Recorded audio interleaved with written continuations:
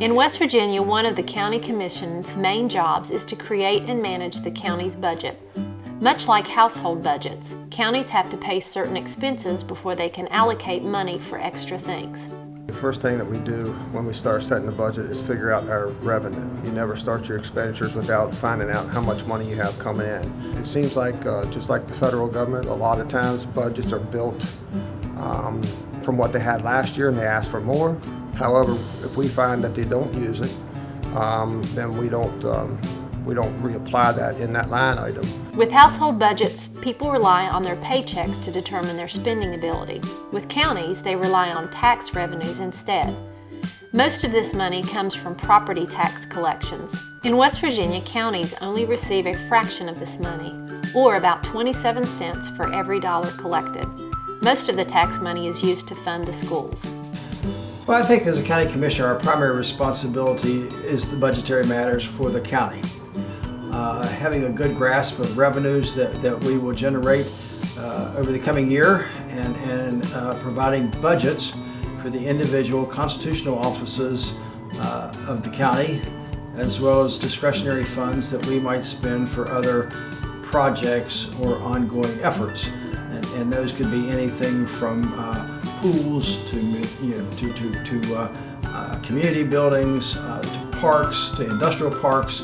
So we have a lot of latitude in other things that we can do, but by the Constitution we have to fund constitutionally elected offices.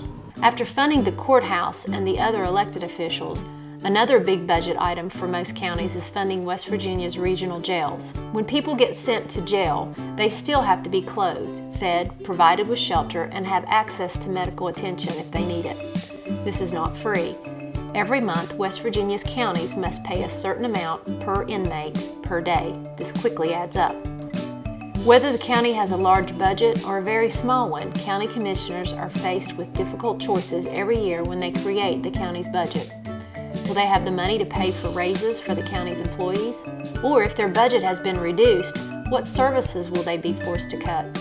It is their job to keep the counties financially afloat. So when we get ready to do a budget, we call all the county commissioners or all the other elected officials together in the courthouse. And they submit to us their budget for the year. And we go through it with them and we determine what we can fund and what we can't fund. And for the most part, it works very well. In this courthouse, we have really great other elected officials, so they're very cooperative and we all are able to do our budgets without a great deal of difficulty.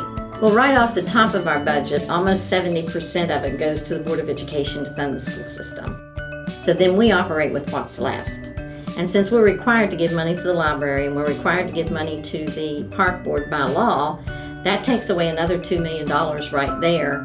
And that leaves us with a very small percentage. It runs somewhere around 16% of our total budget that we keep in this courthouse. And it's that amount of money that we have to use to fund the other elected officials in every office in the courthouse. When budgets get cut due to reduced tax revenues, commissioners must make tough decisions. While creating the budget is one of the more difficult aspects to the job of a county commissioner, it is certainly one of the most important. They are in office to serve as stewards of the county's money, and they strive to find ways to provide their citizens with services while remaining financially responsible.